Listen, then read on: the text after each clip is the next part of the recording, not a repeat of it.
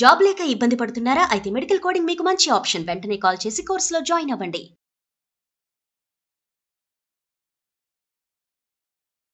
నమస్తే రమగారు. నమస్తే రమగారు, మనము విజయ్ విక్రముల కథ ఒకటి సిరీస్ చెప్పుకుంటున్నాం. భలే ఇంట్రెస్టింగ్ ఉందండి. చాలా చాలా బాగుంది. బోల్డని మలుపులు ఉన్నాయి. అవునవును. విక్రముణ్ణి ఒక షావుకారికి బలి ఇవ్వడానికి 1,00,000 రూపాయలకు అమ్మేశాడు తోటమాలి. అమ్మేస్తే వాళ్ళేం చేశారు, పిల్లాడిని దగ్గర తీసి మాట్లాడి మా ఇది ఆగిపోయింది, మేము వచ్చిన విమానం ఆగిపోయింది, అందుచేత నిన్ను బలివ్వటానికి కొన్నామని చెప్పేశారు. కలివిడ్లు అబ్బోదిబ్బమ్మని లబలబలాడి, నన్ను బలివ్వద్దు, మీ విమానాన్ని నేను బాగు చేసి పెడతా, బలిస్తే అయిపోదు, విమానాలు యంత్రాలు అవి రిపేర్ చేయాలి, నేను ప్రయత్నం చేస్తానని శ్రద్ధగా దాని ఏర్పాటంతా చూసి కొన్ని మీటర్ల కిందకి పైకి తిప్పి కాస్త రిపేర్ చేసేసరికల్లా అది కదలటం మొదలుపెట్టింది. వాళ్ళు ఆ 1,00,000 వదిలేసుకుని ఈ అబ్బాయిని కూడా వదిలిపెట్టి, బాబు వెళ్ళిపో, అనవసరంగా నిన్ను బలిచ్చేవాళ్ళము, నీ వల్ల రిపేర్ ఎట్లా చేయాలో కూడా తెలిసింది మాకు, వాళ్ళకి ఇంత పిల్లలు ఉంటే వాళ్ళని దగ్గర కూర్చోబెట్టుకుని చూపించాడు, ఇది నొక్కాలి, ఇది లాగాలి, దీనివల్ల ఇది కదులుతోంది, ఇది సరి చేస్తే అది సరిపోతుంది, గ్రీజ్ పెడితే కూడా సరిపోతాయి ఒక్కొక్కసారి పెద్ద పెద్ద ప్రాబ్లమ్స్. దాంతో వాళ్ళు విక్రముడిని వదిలిపెట్టేశారు.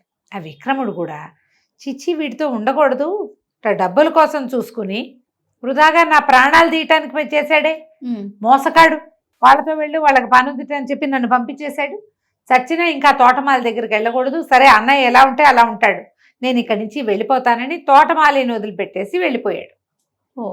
ఇంతలో అక్కడ ఏం జరిగిందంటే, రాజభవనంలో ఈ రాజకుమార్తె విద్యావతి తను పెళ్లి చేసుకుంది కదా విజయ్ని, అమ్మాయి ఏమిటి భద్రగజం ఎవరికి దండేస్తే వాళ్ళని పెళ్లి చేసుకుంటానని ఒట్టేసింది. ఆ గుంపు చాలా మంది వచ్చారు రాజకుమారులు. వచ్చిన వాళ్ళలో మధుకరుడు అనే ఒక రాజకుమారుడు, వాడు హర్ట్ అయ్యాడు కదా, అతను ఏం చేశాడంటే తన రాజ్యంలో చాటింపు వేసేట, ఎవరైతే విద్యావతిని నాకు తెచ్చప్పచెప్తారో వాళ్ళకి అర్ధరాజ్యం ఇస్తాను. ఏది పెళ్ళైన పిల్లని రాజ్యంలో సగం మందికి నచ్చల ఆ మాట, వివాహితం తెచ్చుకోవటమే కర్మ, 3-4 ఆడపిల్లలు వస్తారు శుభ్రంగా, మేమంటే మేమని ఒకేసారి వస్తారు కూడా, ఒక్కింటో ఇంచే 4 పిల్లల్ని పెళ్ళైనా చేసుకోవచ్చు, వివాహిత పైగా ఏదో ఒక ప్రతిజ్ఞ పెట్టుకుని పెళ్లి చేసుకున్న పిల్లని తెచ్చుకోవటం ఏంటని జనాలు ఎవరికి నచ్చల ఆ ప్రకటన.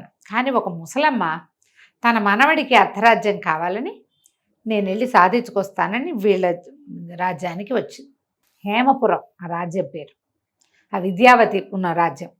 ఈ ముసలమ్మ వచ్చి ఇక్కడ వీళ్ళతో పాటు ఉండి, విజయుడు విద్యావతి వాళ్ళతో పాటే ఉండి చాలా నమ్మించింది, మంచి మాటలు చెప్పి చక్కగా అలంకారం చేసి మంచిగా భార్యాభర్తలు ఇద్దరు కలిసి ఉన్నప్పుడల్లా సరదాగా కబుర్లు చెప్తూ బాగా అలవర్చి వాడికి ఏమిటి ఎలాగైనా విజయుడిని సంహరించి ఈ పిల్లని విద్యావతిని తీసుకెళ్ళాలి.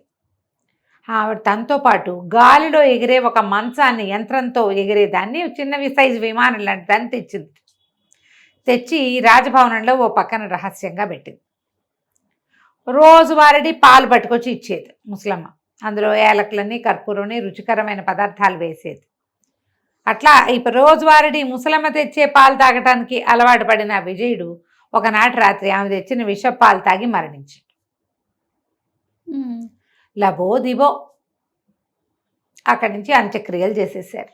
అయ్యో, చేసేసాక ఈ విద్యావతి విపరీతంగా ఏడుస్తుంటే ఈవిడ ఆ అమ్మాయిని ఏం చేసింది, ఇట జనం ఆచరించి వీళ్ళందరిలో ఉంటే నువ్వు ఇట్లాగే ఉంటావు రా అని అంతఃపురం ఓ పక్కకి తీసుకెళ్ళి తను ఏ మంచాన్ని అయితే తన యంత్ర సహాయంతో ఎగిరేదాన్ని తెచ్చిందో ఆ మంచం మీద కూర్చోబెట్టింది. ఆ పిల్ల ఏడుస్తూ మెల్లిగా జారబడింది. కొద్దిగా చీకటి పడేసరికి ఈ ముసలమ్మ ఏం చేసింది, దాన్ని మేటలన్నీ తిప్పి తలుపులు తెరిచేసరికి ఇది మంచం ఎగరటం మొదలుపెట్టింది. ఈ పిల్ల బాగా ఏడుస్తూ ఉంది, ఏడ్చి మెల్లిగా చేరబడి మాగన్నుగా నిద్రపెట్టింది. ఆ మంచం ఏమో ఆకాశంలో ఎగిరిపోతుంటే ముందుకు వెళ్ళాక అంత దూరం వెళ్ళేసరికి చల్లని గాలి పువ్వుల వాసన తగిలేసరికి ఈ పిల్ల తెల్లబోయింది, నిద్ర పట్టింది. సడన్గా చలేస్తే మనకు మెలకు రాదు, పిల్లలు లేచి చూసుకుంటే ఇంకేముంది, మంచం మీద పైన వెళ్తోంది. తను మంచం మీద పైన వెళ్తుంది, మంచం మీదే ముసలిది కూడా కూర్చుని ఉంది. క్షణం అయ్యేసరికి అమ్మాయికి అర్థమైంది, అటు ఇటు చూస్తే తను ఎటువైపు వెళ్తుంది, రాజ్యం నుంచి బయటికి వెళ్ళిపోతున్నట్టు తెలుస్తోంది. ఇప్పుడు అటు ఇటు చూసుకుని భర్తని ఇదే ఏదో చేసేసింది ముసలిది, ఇది ఏదో దొంగయత్నంతో నా దగ్గరికి వచ్చిందని ఏం చేసింది, దభేల్మని మంచం మించి కిందకి దూకేసింది.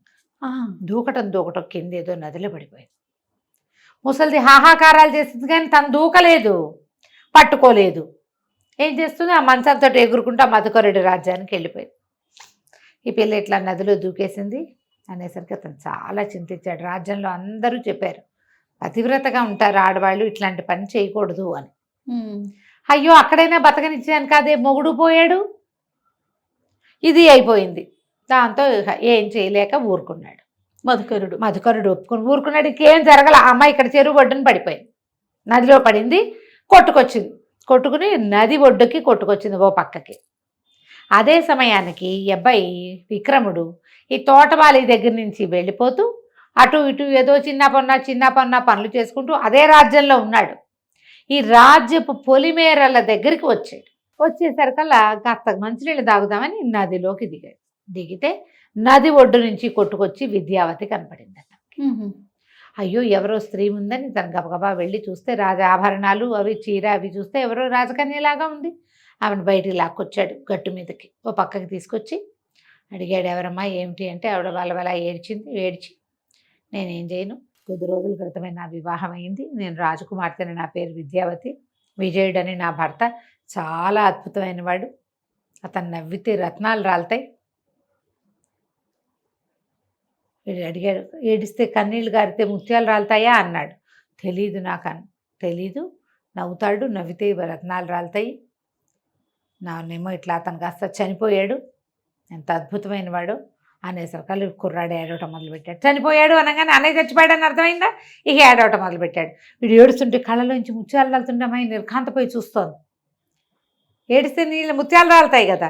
అదంతా చెప్పి మెల్లిగా అమ్మాయి కళ్ళు మూతలు పడిపోయింది, చచ్చిపోయేసరికల్లా ఈ అబ్బాయి గోళ్ళంతా దుఃఖించి అయ్యో అన్నయ్య నేను కలిసి వచ్చాను, రాజు అవుతాడు అనుకుని పిట్ట మాంసం అన్నయ్యకే పెట్టాను, అయ్యో చచ్చిపోయాడు, ఆ వదిన కూడా ఇక్కడ పోయింది, ఇప్పుడు నేనేం చేయను, నాకేది దిక్కు, అన్నయ్య ఏనాటికైనా నాకు కనపడతాడని కదా నేను ఆ రాజ్యంలో ఉన్నాను. సరే ఒక ఎత్తయిన చెట్టెక్కాడు, ఎక్కి ఊరిపోసుకుందాం అనుకున్నాడు, చచ్చిపోతా నేను కూడా అని చెట్టెక్కాడు. ఎక్కేసరికల్లా కింద నుంచి ఎవరో ఒక ముసలమ్మ కేకలు పెట్టింది, బాబు చెట్టు మీదకి దిగు, ఆత్మహత్య మహాపాపం, కిందకి రా, నీకు ఒక మంచి మాట చెప్తానని వేసేసరికల్లా పైకి అర్థం కాల, ఎవరో పిలుస్తున్నారని దిగితే ఎందుకు నాయన చెట్టు ఎక్కావో, ఊరిపోసుకోబోతున్నావు, ఏం చేస్తున్నావు, ఎందుకు చేస్తున్నావు, నవ్వ యువకుడులా ఉన్నావు, చిన్నపిల్లాడివి, ఈ వయసులో నీకు మరణం ఏమిటి నాయన అనేసరికల్లా ఈ అబ్బాయి బాగా దుఃఖించి ఏం చేయము, లేక కలిగాం మా అమ్మకి, మమ్మల్ని ఏమో మా పెంతల్లి ఇట్లా చేసింది, మా అన్నయ్య చనిపోయాడు, వదిన కూడా ఇప్పుడే చనిపోయింది, నేను కూడా చచ్చిపోతాను, ఇంకెందుకు ఇక్కడ ఉండటం అంతే అనేసరికల్లా ఆవిడంది, నాయన ఆత్మహత్య మహాపాపం, చచ్చిపోయిన వాళ్ళని బతికించే ఒక మంత్రం చెప్తా నీకు, నాతో రా అని చెప్పి ఇతన్ని వెంబడి పెట్టుకుని తీసుకెళ్తే ఒక పర్ణశాల లాంటి దాంట్లోకి వెళ్తే అక్కడ ఒక ముని ఒక ఆయన మరణించి పడున్నాడు. ఈవిడ వలవలా ఏడుస్తూ, ఈయన నా భర్తే నాయన, నేను కూడా రేపు ఈయన్ని అనుసరిస్తాను, అయితే నా భర్తకి అంత్యక్రియలు చేసి రేపు నాకు కూడా అంత్యక్రియలు చేసేవాడికి ఒక మహత్తరమైన వరం ఇవ్వాలని కోరుకుంటున్నాను నేను, నువ్వు దొరికావు నాకు సమయానికి, నా భర్త సామాన్యంగా కనపడుతున్నాడు కానీ సామాన్యుడు కాదు, ఇతని ఎడం చేతి చిటికెన వేలుకి ఒక మహత్తరమైన శక్తి ఉంది, ఆ చిటికెన వేలు కోసి దాంట్లో నుంచి ఒక్క చుక్క రక్తం వేస్తే ఒక్క ఎముక మిగులున్న శరీరమైన జీవంతో బతికొస్తుంది. ఓహో, మేము కూడా ఇప్పుడు రేపొద్దు ఇవాళ మరణిస్తే రేపు ఇతని రక్తంతో ఇతన్ని బతికించవచ్చు, నేను మళ్ళీ నేను చచ్చిపోతే తన రక్తంతో నన్ను బతికిస్తాడు కూడా. మేము ఎన్నో వందల సంవత్సరాలుగా తపస్సులు చేసుకుంటూ ఉన్నాం, ఇక జీవతీర్చ లేదు మాకు, అందుకని ఈ అద్భుతమైన వరాన్ని ఎవరైనా మంచివాడికి ఇచ్చి వాడితోటి మా అంత్యక్రియలు చేయించుకోవాలని మా కోరిక అని చెప్పి నువ్వేం చేస్తావంటే ఒక చాకు తీసుకొని ఒక కత్తి ఇచ్చింది, ఇతను చిటికెన వేలు కోసే,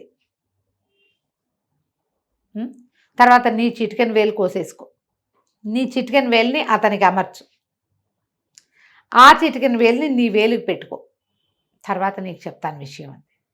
కుర్రాడు బాగా ఆలోచించి ఆ చనిపోయి పడి ఉన్న ముని గారి ఎడం చేతి చిటికని వేలు నరికేశాడు మొదట. అది తీసుకున్నాడు. తర్వాత తన వేలు కట్ చేసినాడు. నెత్తురు కారిపోతుంది, పై ప్రాణాల పైన పోతుంది. రాజకుమారుడు అవడంతో కొంచెం మోయగలడు అనమాట నెప్పిని. ఇవి తీసి ఆయన వేలికి కరెక్ట్గా ఎక్కడి నుంచి తీసాడో అక్కడ పెట్టాడు. తర్వాత ఆయన వేలిని నీ వేలు మీద పెట్టుకొని ఆయన అని ఏం చేసింది, కత్తితో పాటు ఒక వేరు ఇచ్చింది. ఆ వేరుతోటి ఇట్లా రాసి ఇలా చుట్టేసరికల్లా ఆ ముని తాలూకు వేలు వీడి దగ్గర అతుక్కుపోయింది. ఓ, దీనికి ఒక్క బొట్టు ఇట్లా సూది పెట్టి గుచ్చి ఒక డ్రాప్ వేస్తే చచ్చిపోయిన వాళ్ళు బతుకుతారు. బాగుందిగా.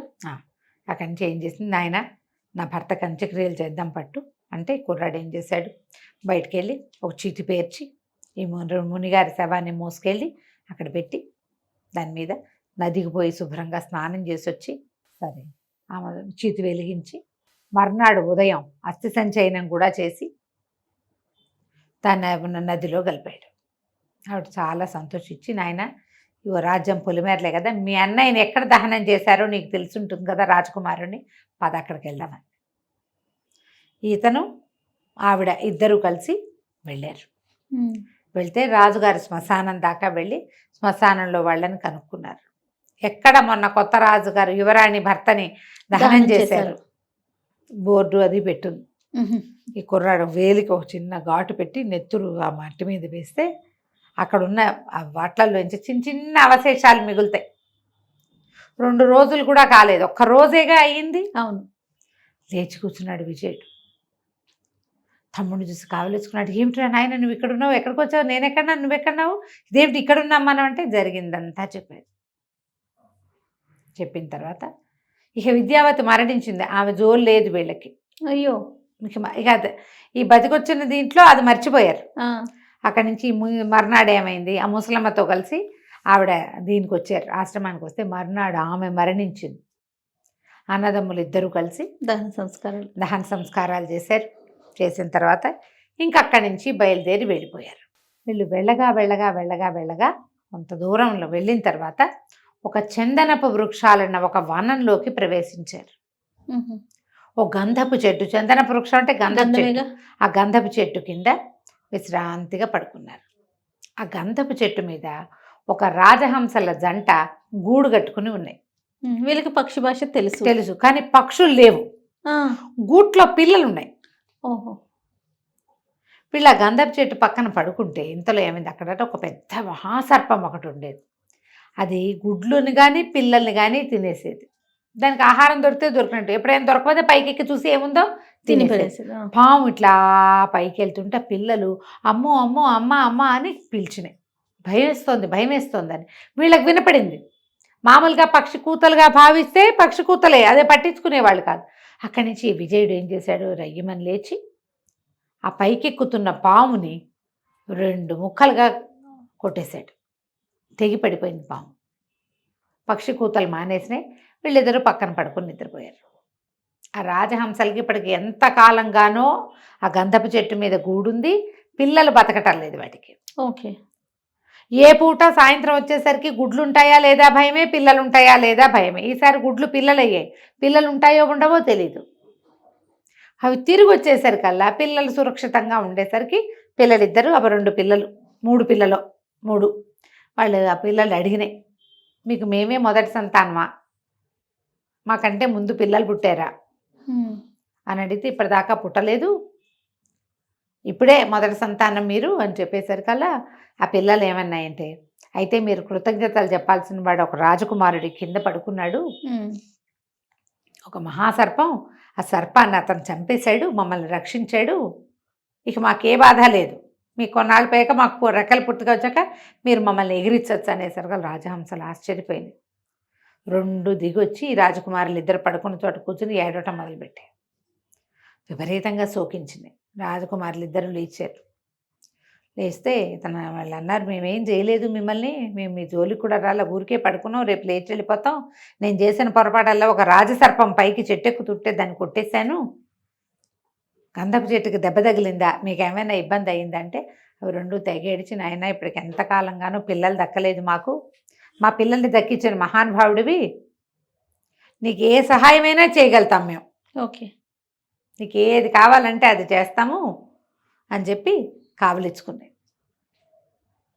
కావలిచ్చుకుని ఎంతో సంతోషంగా వాళ్ళతో పాటు గడిపినాయి. ఇంత మటుకు విన్నాం కదా, ఎంత టర్న్ వచ్చింది కథలో. అవును, నెక్స్ట్ టర్న్ ఏంటో మళ్ళీ మనం రెండో భాగంలో, తర్వాత భాగంలో విందాం. తప్పకుండా రమ్య గారు. నమస్తే. నమస్తే.